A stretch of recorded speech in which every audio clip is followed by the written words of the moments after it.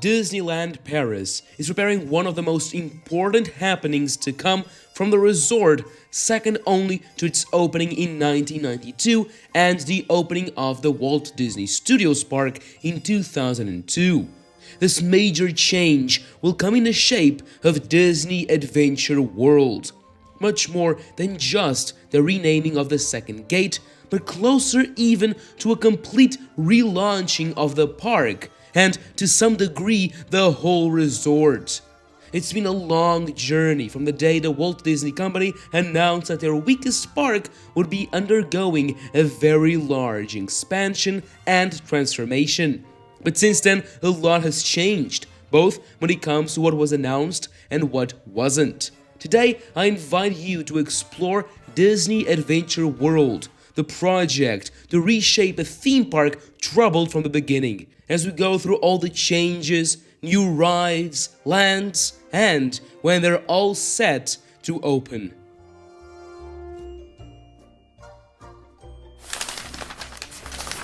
Oh boy! Before we begin, if you enjoy my content and this video, make sure to leave a like and consider subscribing, as I upload weekly videos on theme parks from the past to the future.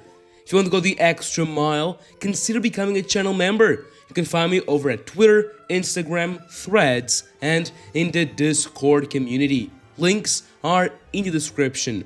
With that, let's dig in.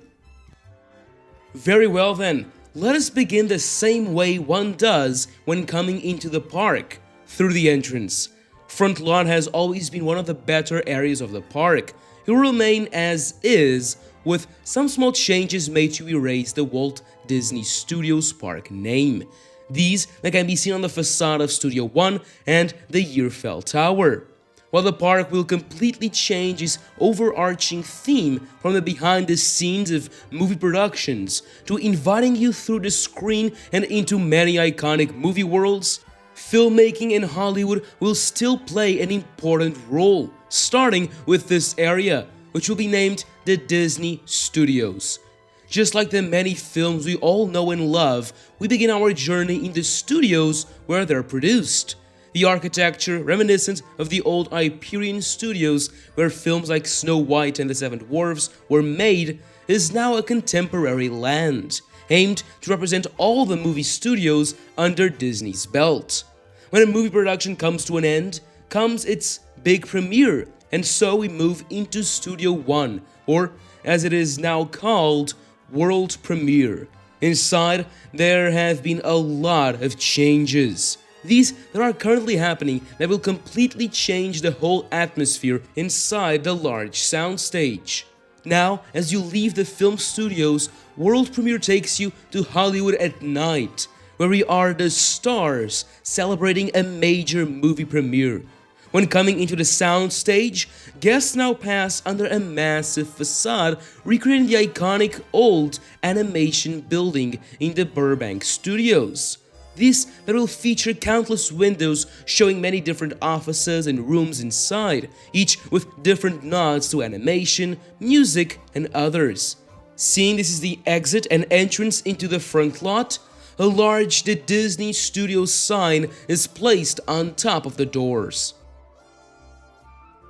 So now we're inside World Premiere. From the days at Studio One, a good part of the left side facades remain. These that have suffered some changes too to better fit with a different theme. These will house one of the largest shops in the park, the Mickey's of Hollywood boutique, inspired by the classic American department stores of the 1920s. The newly refurbished and reimagined store pays homage to classic Disney and the golden age of Hollywood, with countless nods to this time throughout, including a large golden statue of the boss himself, surrounded by the Art Deco architecture and theming. On the other side of the dimly lit street, we can find the Hollywood Gardens restaurant, where you'll dine under the California night sky at any time of the day in an elegant outdoor setting. This will be an incredibly authentic looking area of World Premiere, where all details have been thought of, from the bricks you can touch to the large palm trees surrounded by tables and seats. These that will be lit with the help of countless lanterns and others to really bring this quick service restaurant to life. The entirety of world premiere will be surrounded by a huge Los Angeles skyline, complementing all the buildings inside Studio One. This will be filled with details like the iconic Sorcerer's Mickey hat building behind the Disney Studios facade, the legendary Griffith Observatory, the Hollywood sign on the hills, and so much more. These that will be brought to life with special projection mapping technology with all kinds of different animations, from planes taking off to neon lights blinking, fireworks in the distance, or moving sky tracer lights. At the back of world premiere is the Disney Theater, an all-new facade filled with all kinds of details. This is where the film we're celebrating will premiere and where we'll be transported into the many immersive worlds of Disney, Marvel, and Pixar, as if you were stepping into the screen itself.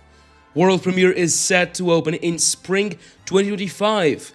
While it's not official, some bits of information hint at a possible April opening date, but this is yet to be announced by Disney. Outside is World Premiere Plaza, a place that brings both Hollywood and Broadway together with a new and redone atmosphere. No more are we in the backstage of movie productions, but in a place where we can be immersed in Hollywood stories, like with Twilight Zone Tower of Terror, or be immersed in a stage production with several in the land. Through the newly remade streets, you can go anywhere around the park, being an intersection of many paths to several lands. This whole land, with the new trees, planters, street lights and others, will look great, especially at night, as all the lights are switched on, giving a more magical atmosphere to World Premiere Plaza. From here, we can turn left towards Avengers Campus, right for Worlds of Pixar, or continue walking forward, soon reaching the expansion side of the park with Adventure Way. World Premiere Plaza was originally supposed to be ready alongside World Premiere. However, this will not be the case, as works should now end in summer 2025. However, the majority will be complete this spring.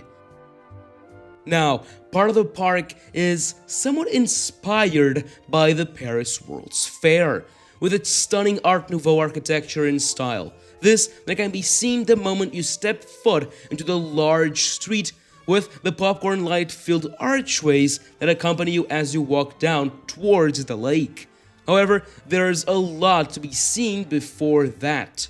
On the left, you can discover Gazebo Garden. This that will be surrounded by large trees and feature a small outside amphitheater with a gazebo as its centerpiece, most likely for small shows with characters such as Mary Poppins, bringing some streetmosphere to the land. On the right side of the promenade, a new entrance and garden-like expansion of Toy Story Playland can be seen, featuring new theming such as a Woody statue with the name of the land welcoming all that pass it, and Jessie putting up the iconic Christmas lights. This area, just like the rest of Adventure Way, will feature amazing landscaping, complementing the theming. A new pathway to and from Avengers Campus, passing by the entrance to the Theater of the Stars, will also connect to Adventure Way. Further ahead are the Tangled Gardens, themed around Rapunzel.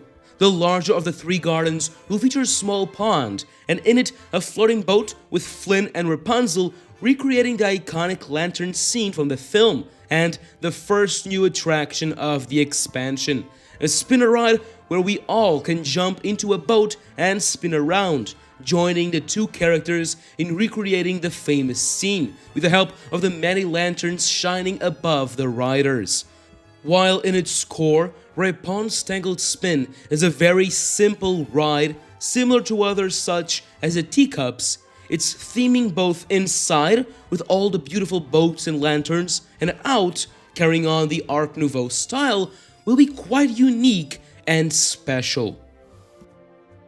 At the end of the large street comes Adventure Bay, the newly constructed lake that will serve as the stage for the incredible shows, both at night, hosting the new and impressive nighttime spectacular announced last D23, and to premiere alongside the rest of the expansion, and during the day with its many fountains. The nighttime spectacular will have state-of-the-art technology, featuring a combination of water screens, fountains, special effects, drones, and even the first of its kind water drones. At its shores are many new offerings, starting with a pavilion to the left. This large building will serve many different uses, from behind the scenes with a show control room and cast member facilities to toilets and a snack service. It carries on the Art Nouveau theme similarly to the buildings around the lake. To the right is the very large Regal View restaurant and lounge. This major table service restaurant will offer impeccable views of the lake and its happenings, as guests can enjoy a drink in one of the 75 seats of the lounge or a full meal in the 250-seat dining room. Moving around the lake, through the right, we come across Cars Road Trip, connecting the whole right side of the park directly to the lake, and the smaller pavilion, this that will serve snacks alongside 3 other food kiosks. A few merchandise locations will be present around this area, with 2 close to the Regal View restaurant and 1 just by Road Trip. These that are meant to offer some shopping opportunities where a larger store is clearly missing. On the other side of the lake is the most important part of the expansion, the world of Frozen. This will be the most immersive area in Disney Adventure World when it opens, inviting everyone to visit the Norwegian village of Arendelle from the Frozen movies. The village is just a part of the land. The very impressive mountain range, with its 36-meter top, will act as an impressive weenie, attracting guests from all around the park. Elsa's Ice Castle shines above the entirety of Adventure Bay and Arendelle. Meanwhile, nestled in these magnificent mountains is the village. The atmosphere here will be outstanding. We approach the land via the frozen gardens, separating the lake and the village. In one side, there are the mountains, and the other, the beautiful Arendelle Marina, with a few small boats. To better understand how this land will be like, we can learn from Hong Kong Disneyland, whose Arendelle opened in late 2023. While there are a few changes between the two lands, the core and theming will remain very similar. Many of the village home facades will hide a big restaurant, the Golden Crones Inn, a high-capacity quick service where guests can discover a cozy atmosphere celebrating the story of the kingdom and enjoy some Scandinavian cuisine-inspired foods. The main attraction of the land is Frozen Ever After, an updated version of the ride with the same name in Epcot.